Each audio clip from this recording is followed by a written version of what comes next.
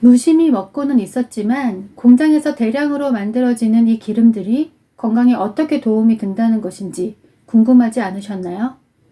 공부하면서 알고 있던 상식과 다른 내용들이 많아서 처음에는 많이 당황했었습니다. 하지만 가족들의 건강을 책임지고 있는 상황에서 지금이라도 알아야 하는 내용들이라 이번에도 무심히 넘어갈 수는 없었는데요. 이 기름들은 바로 콩기름, 옥수수기름, 해바라기 씨유, 포도씨유, 카놀라유와 같은 씨앗으로 만들었다는 기름들입니다. 이 중에 그나마 오래되었다는 옥수수기름, 콩기름이 우리나라에 등장한 건 겨우 1950년대 이후입니다.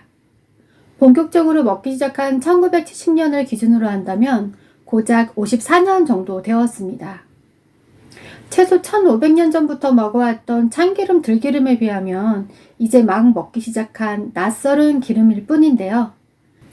이 씨앗 기름이 등장하고 우리 몸에 어떤 변화를 주고 있는지 영상을 통해 확인하신다면 어떤 기름을 먹어야 건강에 도움이 되는지를 확실히 아실 수 있으실 겁니다. 가족의 건강을 책임지시는 분, 그리고 장수가 목적이 아니라 건강한 삶이 목적이신 분이시라면 꼭 확인해 보시기 바랍니다.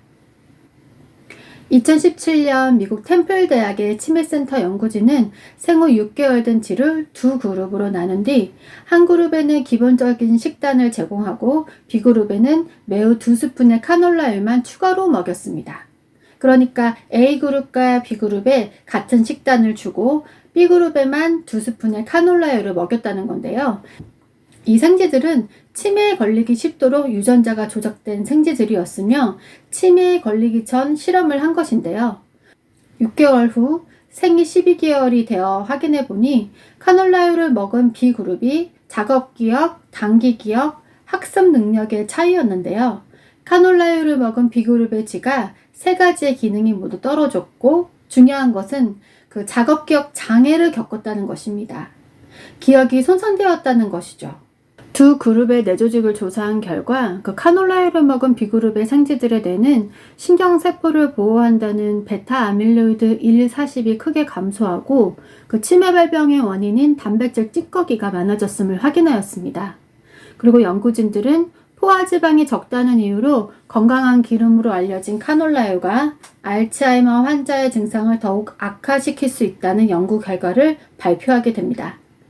이 연구진들은 이전에 엑스트라 버진 올리브 오일을 실험했었을 때는 좋은 결과를 얻었기 때문에 카놀라유에 대한 실험도 진행하게 되었고, 이 연구가 카놀라유가 뇌에 해롭다는 것을 처음으로 발표한 연구 결과가 되었습니다.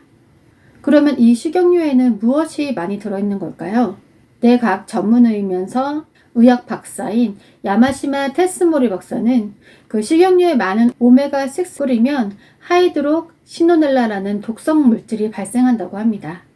이 물질이 기억과 감정에 중요한 역할을 하는 해마 신경세포를 서서히 죽이는 것으로 알려졌기 때문에 박사는 치매를 위해서 이런 식용유를 멀리해야 한다고 강조하고 있습니다.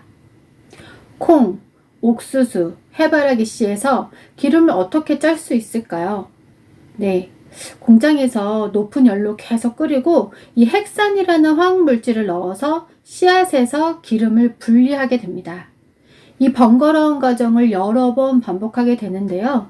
이렇게 만들어진 씨앗 기름에는 오메가3보다 오메가6가 많은 분포로 함유되어 있는 것을 알 수 있는데요. 오메가6는 몸속에서 염증을 일으키는 역할을 하는데요.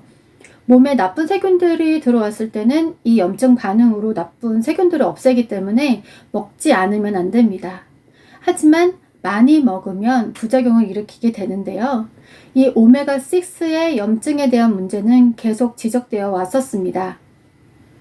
샌프란시스코 VA 메디컬 센터의 휴플포드 박사팀이 전립선 암세포에 오메가6를 넣은 쪽과 넣지 않은 쪽으로 나누어서 암세포를 키우는 연구를 하였습니다.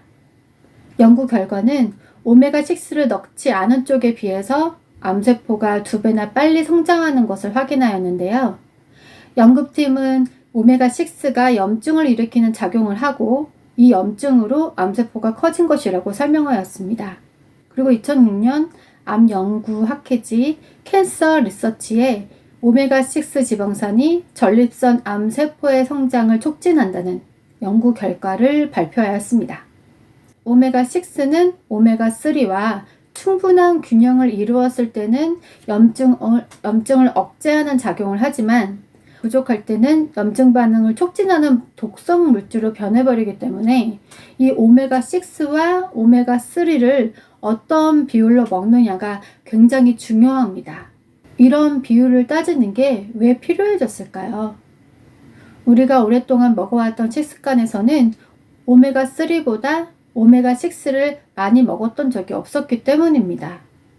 지금 우리 식단에서는 오메가6가 많은 식물성 식용유로 튀김 요리, 볶음 요리, 그리고 많은 가공식품들 쉽게 만들어주고 우리가 자주 먹고 있습니다.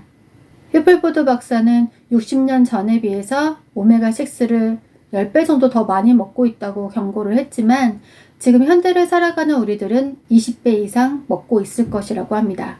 우리는 왜 이전에는 먹지 않았던 식물성 식용유를 많이 먹게 된 것일까요? 1930년대에 미국에서 전에는 별로 없었던 심장병이 폭발적으로 발생을 하게 됩니다.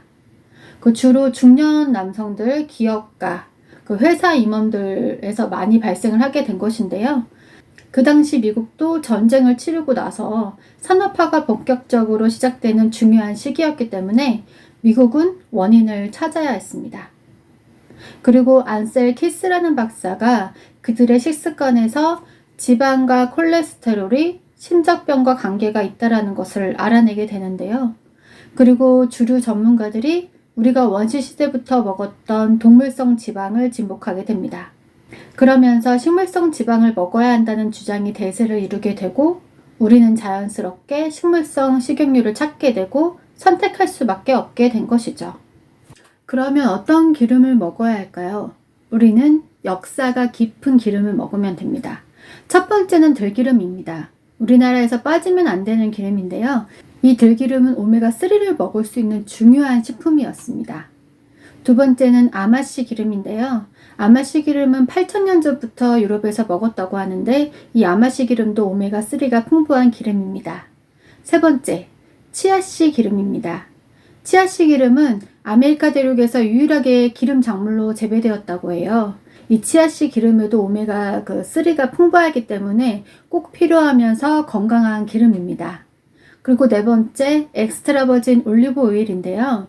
지중해 식단에서 빠질 수 없는 오일이잖아요. 이 엑스트라 버진 올리브 오일도 수천 년의 역사를 가지고 있습니다. 오메가3와 비슷한 역할을 하는 올레산이 많아서 염증을 없애는 역할을 하는 아주 중요한 기름인데요. 그리고 다섯 번째는 아보카도 오일. 아보카도 오일도 멕시코, 중남미 지역에서 오랫동안 먹어왔던 올레산이 풍부한 기름입니다. 이 5가지 기름은 식물성 식용유들 중에서 역사가 깊은 기름들인데요. 들기름, 아마씨 기름, 치아씨 기름은 발연점이 낮기 때문에 조리용으로는 엑스트라 버진 올리브 오일과 아보카도 오일을 사용하시면 됩니다. 조리용 식용유에 대한 더 자세한 내용은 고정 댓글에 링크로 남겨두었으니까 클릭하셔서 확인하시면 됩니다. 저는 바쁘다는 핑계로 간편하게 볶음 요리나 아니면 가공식품을 자주 먹고 외식도 자주 하고 있었는데요. 하지만 잦은 염증으로 건강이 안 좋아지면서 공부하게 되었습니다. 이전에는 이것저것 따져서 먹는 게 귀찮기도 하고 유별나게 구는 것 같아서 무심히 먹고 지냈는데요. 그게 결국 다 제 손해더라고요. 건강은 지출이 아니라 투자이니까요. 지금이라도 식습관을 바꿀 수 있어서 다행이라고 생각합니다. 오래전부터 먹어왔던 역사가 깊은 식물성 기름들만 먹고 건강을 챙기시기 바랍니다. 다음 영상에서도 지금 필요한 건강 정보들로 준비하겠습니다. 감사합니다.